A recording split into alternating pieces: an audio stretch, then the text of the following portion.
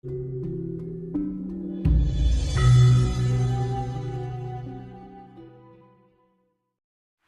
selamat siang yang jadi. Selamat siang, Rahayu. Good, monggo. Oke, matur suwun yang jadi. Saya meneruskan amanat dari Mas Hendra. Mumpung ini kita kesini pas keleresan bulan puasa, bulan Ramadan ini, saya ingin menanyakan kepada Ayang. Ketika bulan puasa nanti kan ada 3 kejadian, diteruskan dari puasa, terus ada zakat, ada hari raya, ada 3 poin penting di situ. Saya ingin minta perspektif dari Ayang, mungkin bisa dikaitkan kepada ajaran Jawa. Bagaimana maknai secara hakikat tentang 3 poin kejadian besar ini, Ayang? Oke, monggo. Bagaimanapun kemarin saya di viral itu juga nyelentuk ya, bagaimanapun puasa itu baik ya, karena buktinya apa? Kalau orang sedang puasa tidak korupsi, buktinya itu karena waktu itu puasa, prihatin ya, jadi tahu kalau korupsi itu. Nah, alangkah baiknya kalau puasa itu diadakan setiap bulan 1 tahun penuh biar tidak ada korupsi ya. Berarti 12 bulan ini full. 12 bulan biar tidak ada korupsi. Masa berkali-kali puasa korupsi semakin gede, dan umumnya yang di dalam penjara itu orang yang beragama Islam umumnya, Mayoritas. Iya. Iya. Ya umumnya seperti itu. Di timur sana karena Nasrani, karena bukan ada Hindu ada Nasrani, jarang di dalam penjara itu, jarang.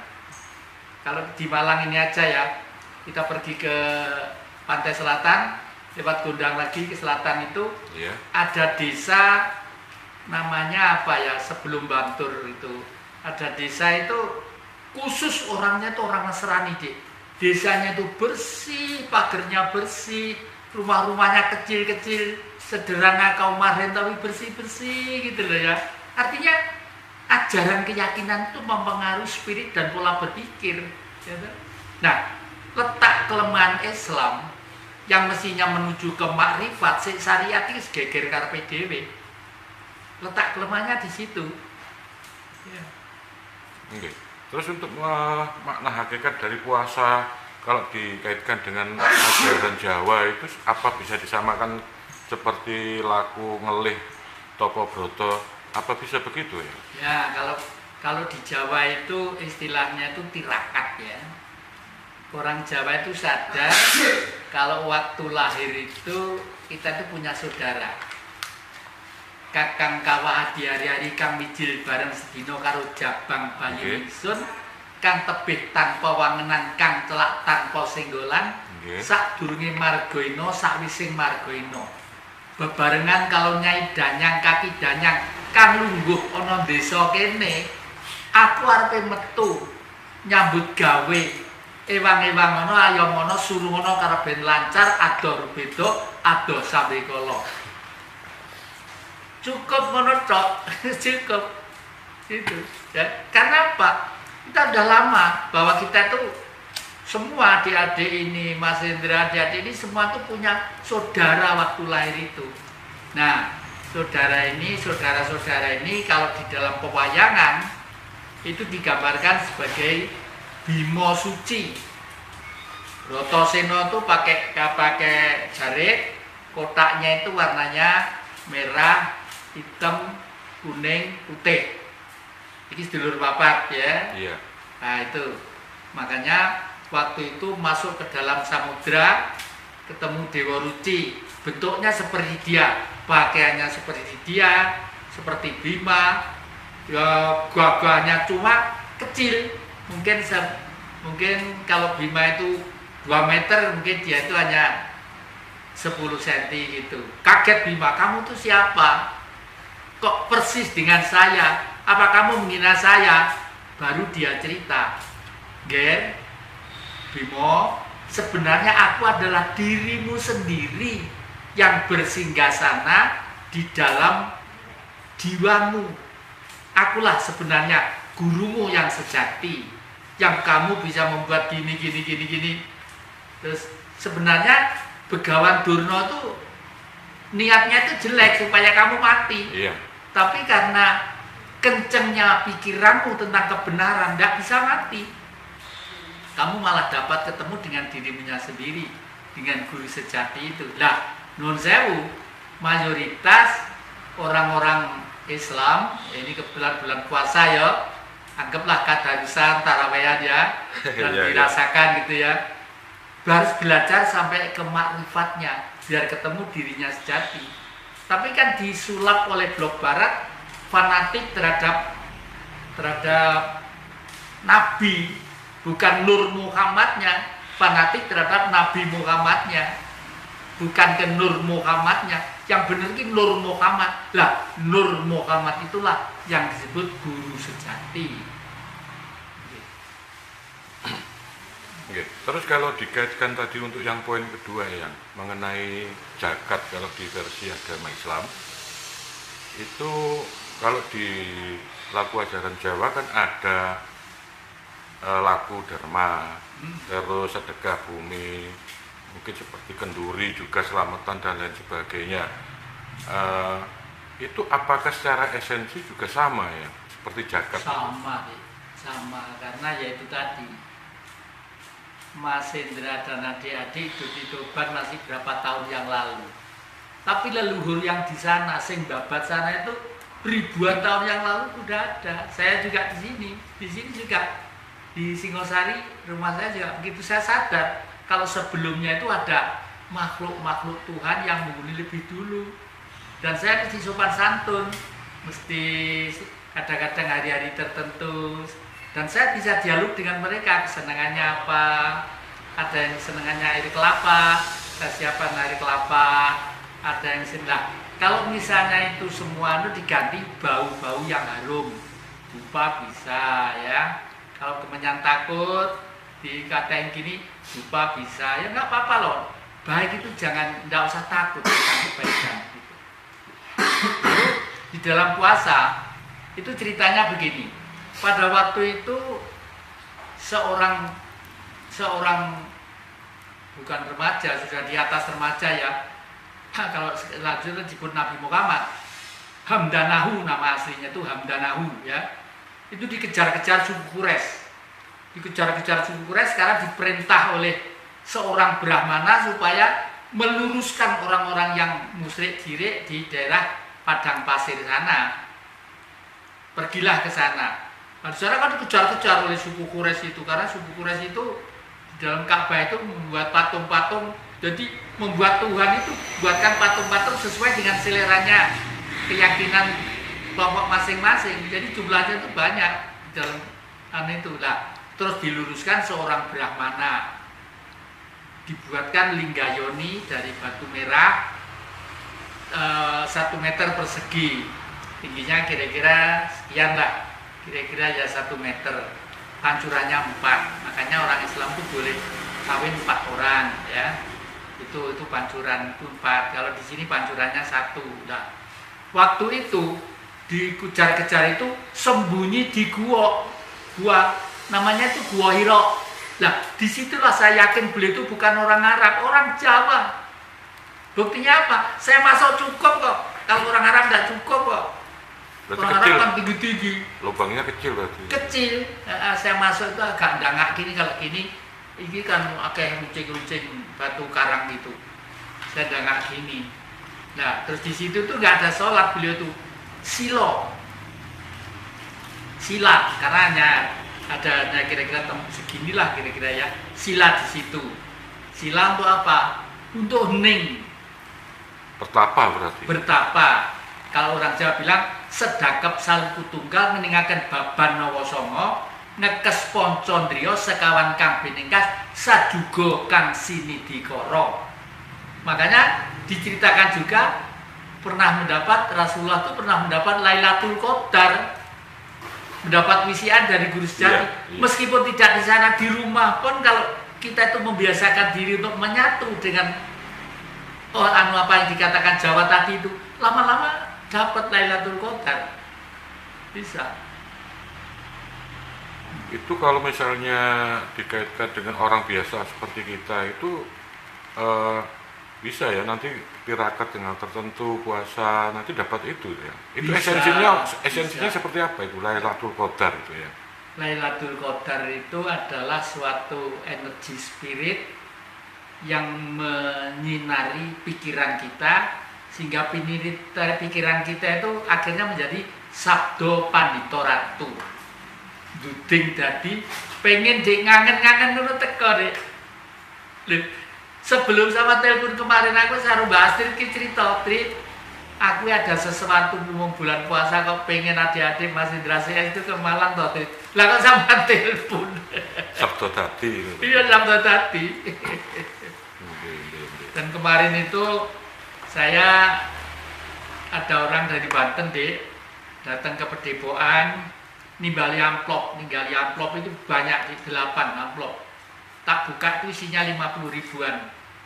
Loh, dia kok dikit wong ado-ado rene anu dia biaya, dia gini-gini. Ya saya cari yatim piatu yang terdekat di situ. Ternyata di sebelahnya Pedepokan saya itu ada yatim piatu, anak-anak sekolah di situ. Terus saya pergi ke situ sama Mbak Astrid, saya panggil satu-satu. Tanya sama kiainya, Yai, sini ada anak binaan Yai, tapi yang kira-kira yatim piatu, sudah tidak punya bapak, tidak punya ibu. Ada yang berapa jumlahnya? Kalau yang tidak punya bapak ada, kalau 8 persis jumlahnya amplop. Saya bagikan, saya nulis ya Nang ya. Besok bagaimana kalau yang itu main wayang kulit di sini? Seneng tahu wayang kulit yang di jeng gini. Seneng yang seneng yo, saya buat lakon nanti lahirnya Gatot Kaca. Ya anak-anak ini cucu-cucu jadi Gatot Kaca yang istimewa nanti. Gitu. Ya, yang kembali ke masalah zakat barusan ya. Kita tahu bahwa di Indonesia ini ada lembaga yang mengurusi tentang zakat. Basarnas itu ya, Badan Amil Zakat dan Sodako. Lembaga ini kan mengelola sodako, zakat dari para pegawai, jabat dan sebagainya ya. Saya pengen mengulik dari Eyang, kira-kira sejauh mana kiprah Basarnas ini untuk kesejahteraan di negara kita. Kalau toh memang diambil 2,5% dari gaji para pejabat di Indonesia, saya kira mungkin kalau diterapkan dan secara menyalurkannya secara efektif, mungkin penduduk kita yang kurang sejahtera sedikit sekali ya. Gimana tanggapannya ya? Ya, semua itu kalau dilakukan dengan rasional, ilmiah dan politis, nggak ada kontradiksi deh. Ya mungkin mereka itu nggak tahu jalannya ya. Ini membuktikan kalau tentang persodakoan ini menggebu-gebu, pasti ada motivasi-motivasi yang memakai tanda petik agama untuk kepentingan-kepentingan yang subjektivitasnya tinggi. Tetapi kalau negara ini sudah melaksanakan Pancasila betul-betul, sudah diatur oleh negara. Zaman Mojopahit itu istilah sedekah itu tidak ada. Tapi rakyat langsung bahagia, langsung senang. Karena sistemnya sudah diatur sedemikian rupa sehingga sila yang kelima tadi itu berjalan dengan baik karena sukses dan pahamnya sila yang pertama. Iya. Sila yang pertama. Jadi yang ngatur keadilan, yang ngatur kesejahteraan ini negara, bukan kelompok golongan. Kalau kelompok dan golongan karena masih memakai fulus, subjektivitasnya itu pasti muncul. Iya. Untuk yang selanjutnya yang tadi poin ketiga itu, setelah zakat kan mesti di akhir penghujung bulan puasa itu ada hari raya. Sebagai mungkin tanda kemenangan ketika sudah tirakat selama 1 bulan. Kalau menurut Eyang ini secara spiritualis ya, ini dikaitkan mungkin ajaran Jawa seperti begitu. Apakah juga di ajaran Jawa itu ada juga itu ya, seperti gitu ya? Bagaimanapun ya, kalau hari raya itu anak kecil-kecil seneng ya, ponaan-ponaan tuh seneng, dan orang-orang itu biasanya ya tukar duit pecah untuk anak-anak, segi positifnya ada. Tetapi kalau orang Jawa, maaf ya, dulu hari besarnya itu apa? Hari saudara yang tertua. Hari saudara yang tertua. Seperti waktu saya hidup di Blitar, itu karena keturunan dalang-dalang. Nah, waktu itu Mbah Gondo Sukido itu di Kediri umurnya 130 tahun. Itu biasanya kalau hari besarnya orang Jawa, itu hari kelahirannya beliau. Tapi beliau karena orang Jawa sadar, meskipun sudah nggak bisa jalan loh dek, melumpur di tempat tidur begitu. Wes, anak cucu nggak usah ke Kediri, saya aja yang ke Blitar loh. Yang ke Blitar so nggak apa-apa, saya biar diantar si Slamet itu. Slamet itu nama sapinya, jikanya untul kecil itu loh. Sapi itu loh, Kediri Blitar tuh mencari alamat tuh bisa. Padahal beliau tidur di cikar kecil untul itu tadi. Dan beliau punya pusaka yang namanya topeng, yang namanya Kiai Geger, Mbah Geger. Itu topeng andalan, itu saya simpen masih di almari itu ya. Pada waktu sampai di Blitar, beliau diangkat, ditaruh di tempat tidur, lalu bilang begini, ayo Gage, mana pakaian saya nari? Saya nanti nari loh. Yang nggak usah, aku tak nari ngibur putu-putu gitu ya. Pakai pakaian tari, topengnya di bawah sebuntel kain putih gitu. Gamelan mulai bunyi. Ledrong lagu ini, bangun pelan-pelan, jalan sendiri ke genjot gitu, ke pendopo, ke genjot, topengnya terus beliau silo tari ya, terus topengnya taruh, terus dibuka kainnya putih, topengnya dipakai, tak, bilang tak, waduh. Genjot itu horek deh, horek. Orang dulu tuh hebat. Ini tadi ada koreksi sedikit tadi, yang saya sebutkan tadi bukan Basarnas ya, seperti itu Basnas maksudnya itu ya, Badan Amil Zakat itu ya. Oke, untuk selanjutnya yang tadi sempat Eyang itu bicarakan tentang masalah Werkudara ketika Brotoseno yang disuruh gurunya Durna itu. Sebenarnya kan gurunya waktu itu, si Durnonya itu kan ingin mencelakakan Brotoseno ya. Iya. Tapi pada akhirnya kan tidak celaka. Ya. Yang ingin saya tanyakan, berarti pada hakikatnya semua guru spiritual itu tidak ada yang salah, meskipun dalam tanda kutip beliau itu sebenarnya salah. Gimana yang penjelasannya ini? Istilahnya itu bukan salah, tapi hidup itu adalah penuh dengan aksi dan reaksi. Sebab dan akibat, selalu begitu. Nah, dan yang Jayabaya itu bijak banget, pinter banget yang Jayabaya itu ya. Jauh-jauh sudah mengatakan besok kalau orang Hestina, orang di Nusantara ini, Hestina itu kita ini, ya Mas Hendra, ya adik-adik ini, ya Mbak Jati ini Hestina. Nah, Pandhawa itu siapa? Pandhawa itu karakter yang harus dimiliki, manusianya tidak ada. Nah, kalau sudah kedatangan guru dari atas angin, atas itu udara, atas itu dhuwur, angin itu udara. Negara yang isinya udara itu mana kalau enggak padang pasir? Okay. Ya kan? Namanya Begawan Durna. Pakaiannya pakai jubah, pakai sepatu, licin munggah, ya. Terus hidungnya tuh bedet begitu. Lalu tangan kanan tuh wirid tasbih, tangan kiri gegem amplop. Itu karangan yang Prabu Jayabaya tahun 700 yang lalu. Coba, ya. Kalau nanti datang sebagai guru di Nusantara ini, hancur negeri kita. Pasti akan lahir yang namanya Perang Mahabharata. Akhir-akhir ini saya selalu bangun, selalu tidur pagi jam 5, jam 4, mendengarkan radio seneng gitu. Pak Narto Sabdo, Pak Anong, Pak Mantep kadang-kadang cerita ini kok kebetulan ceritanya kayak tuntunan politik. Padahal itu rekaman berapa tahun yang lalu. Ya. Nah itu, jadi ini nanti matinya Begawan Durna dari atas angin itu apa? Tapi yang Prabu Jayabaya diperhalus juga. Yang yang Begawan Durna mau nyebrang ke Nusantara, nggak bisa membuat perahu seperti Mojopahit, akhirnya dibantulah bidodari turun di kayangan menjelma sebagai kuda betina. Duh, kudanya kok betina?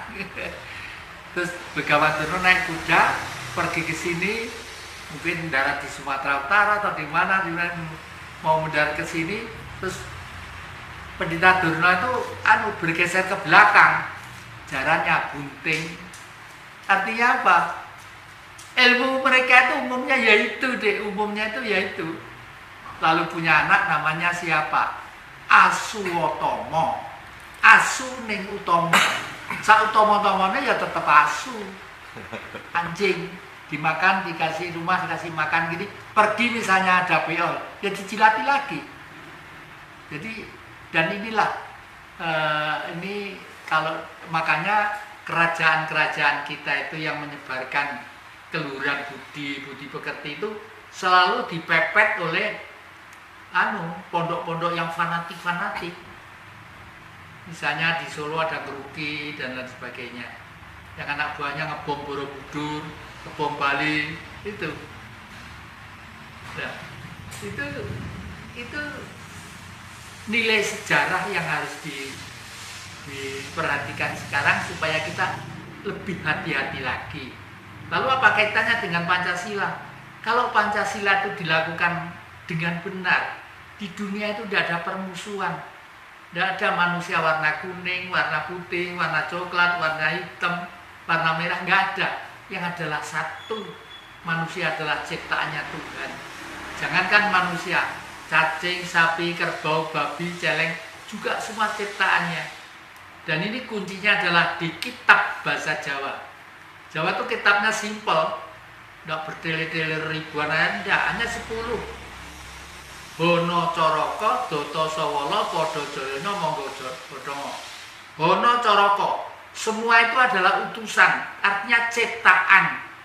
Cacing, lumut, nyamuk, gajah, bajul, itu ciptaan Sang Maha. Bono Coroko, Doto Sawala, Datan Sawala, masing-masing tidak ada yang istimewa. Semut itu rukun dan guyub. Sampai dalam Al-Quran surat sebagai anal, artinya semut. Kalau ada nasi satu di meja dan dimakan sendiri, manggil temennya dulu, dipanggil, digotong rame-rame, dibawa ke kerajaan, dipersembahkan pada sang raja. Saking hebatnya semut. Tapi semut ribuan dipijak gajah satu kali, krek, yang mati karena gajah itu besarnya sekian juta kali besarnya semut. Tapi anehnya, Datan Sawala tadi itu masing-masing tidak ada yang istimewa. Meskipun gajah gedenya seperti itu, kemasukan semut satu di telinga aja mati, dia bingung ini mati. Oleh karena itu Sang Maha juga dahsyat juga, telinganya selalu begini supaya jangan sampai ada semut yang masuk. Hukum Sang Maha Kuasa itu bukan main sempurnanya. Ya. Solo, Doto Sawala, Podo Joyono, masing-masing punya istilah Mogo Botongo, magang batangan. Masing-masing itu yang bisa memecahkan adalah manusia. Manusia itu cerdas, sampai malaikat aja kadang-kadang iri terhadap manusia. Nah, oleh karena itu manusia itu banyak yang tergoda juga oleh malaikat-malaikat yang ingkar, ya. Di dalam lembaran saya ikut Tuhan atau ikut setan itu udah jelas sekali di sana. Oke, ya. Saya lanjutkan ya. Tentang tadi yang sempat disinggung sama yang Jati tentang Babakan Hawa Songo.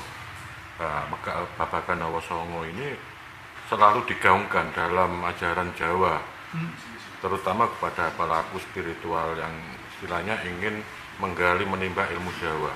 Ini seberapa pentingnya ini masalah Mekak Babakan Hawa Songo ini ya? Ya kalau orang paham ya sangat penting.